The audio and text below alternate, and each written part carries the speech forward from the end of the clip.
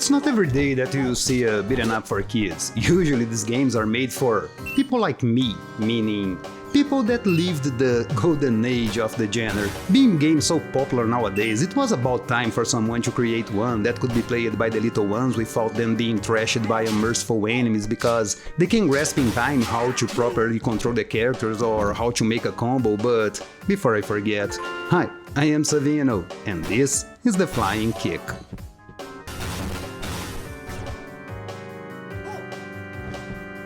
Ninja Kidz is a very popular YouTube channel featuring 4 siblings who entertain little kids by making videos about popular superheroes, games like hide and seek, and of course, pranks. Their videos are made for kids around 6 to 10 years, I suppose. I'm not familiar with the channel, mainly because my younger kid is now a 13-year-old teen, so yeah. But what about the game? The story here is pretty simple. The ninja's grandmasters were training one certain morning when suddenly a time vortex appears and sucked them, throwing 2 grandmasters and the kids' fathers through different time periods.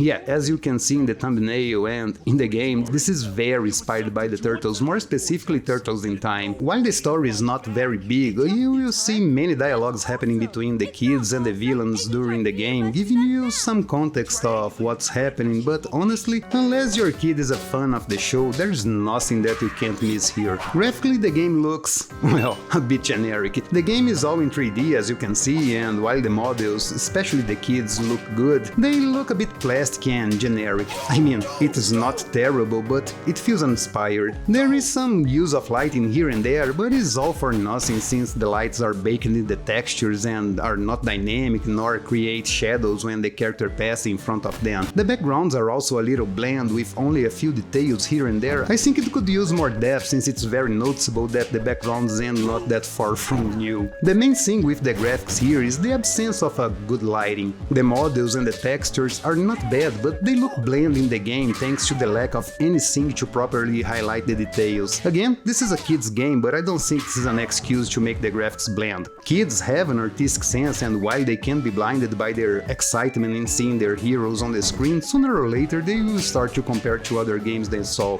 especially if their parents are gamers. When it comes to audio, well, the game is a little on the weaker side. Look, I will not judge the performance of the kids while interpreting their roles because they are kids, and the fact they made YouTube videos doesn't make them actors, so their performance is about what you can expect from kids of their age. Other characters sound more professional, which highlights even more the kids' performance, but come on, I bet any kid fan of the show would be exultant by hearing their heroes on their screen if they can hear them. Yeah, the game has problems with the audio very often. More than once the voices were muffled by the music, making it pretty hard to hear what the kids and villains were saying. I think it's just a matter of lowering the music during the cutscene because, as it is, if it wasn't for the caption, I would have had trouble understanding the lines. The music, in its turn, has fewer excuses, and by that I mean it's bad. It has nothing to do with beaten ups being just some electronic music in the background that loops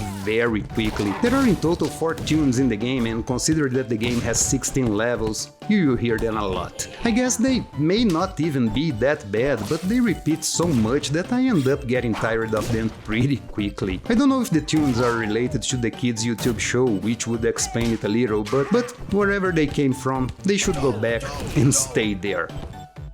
Now let's talk about the gameplay and combat, which was what really caught my attention in this game, and the reason I think this game can be perfect as my first beaten up for your kid. First, the game has 4 characters that you can pick: Brighton, Peyton, Paxton and Ashton. I swear I'm not making these names up. They have different stats like speed, strength and reach, but the differences are minuscule in the end. I think the developers didn't want to make characters that were very different from each other to avoid frustration among the kids. I mean, a kid will not pick a character by its archetype. They will play with their favorite kid, no matter their style. The only one that is more out there is Shane, the father of the kids, who can be unlocked after beating the game. And I bet no kid would wanna play with the dad. You will use them to beat 4 time periods with 4 levels each, totaling 16 levels. The levels are not big, going anywhere from 5 to 10 minutes plus the bonus levels that you will find.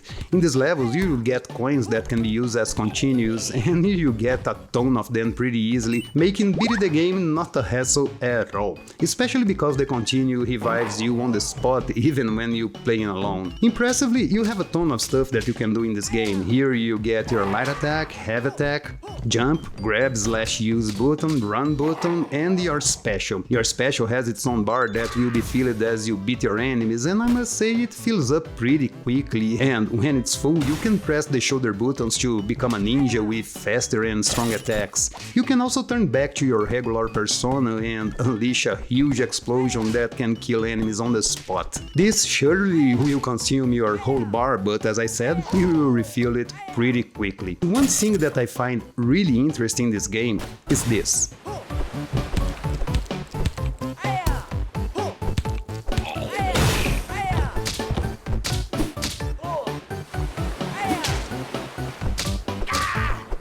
Did you notice the hit stun? How it is lengthy, give you plenty of time to think about your next move? That's the reason I think this game is perfect for kids willing to learn the ins and outs of this genre. You have it all. Light combos, heavy combos and aerial combos, just grabs are missing here.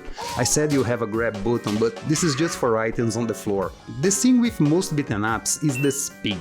These games are usually very fast for those who are starting out, giving little to no time for a beginning to even grasp what they have to do before being mown down by an enemy, while here everything moves at a slower pace except for you.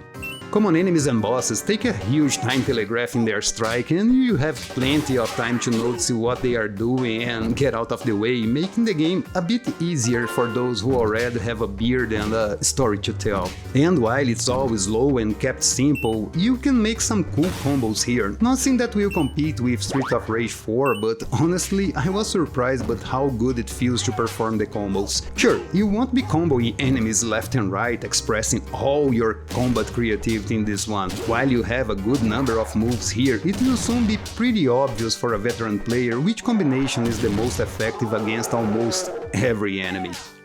Talking about the enemies, the variety is not great, but I don't think kids will complain. In fact, having a low variety can even work in favor of those who are learning, because it is the repetition that will teach them the best way to fight an enemy.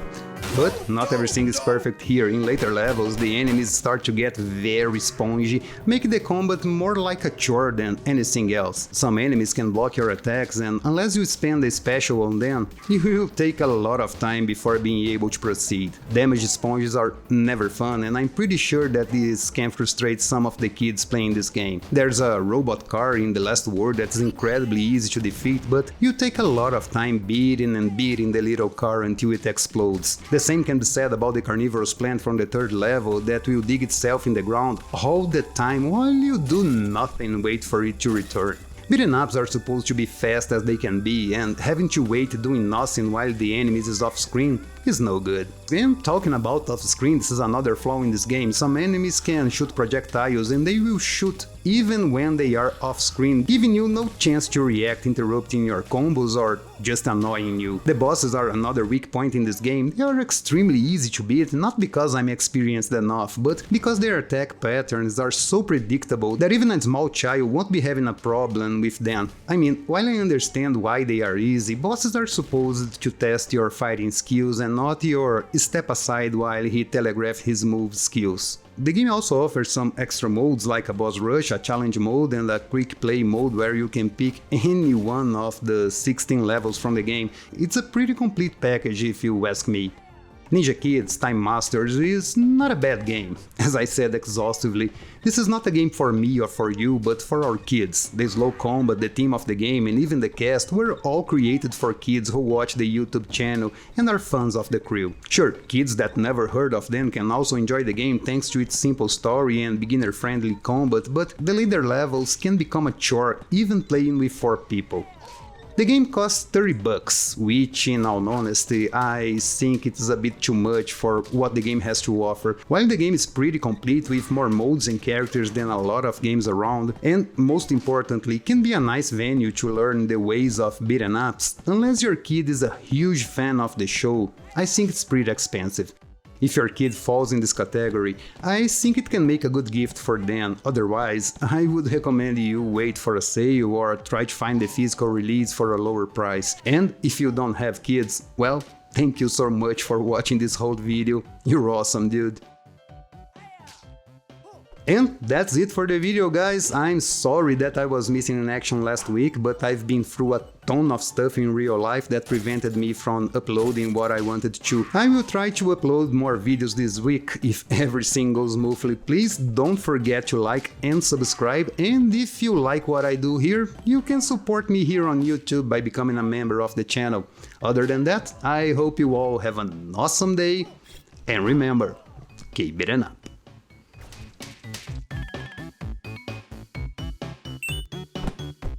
Do, do, do.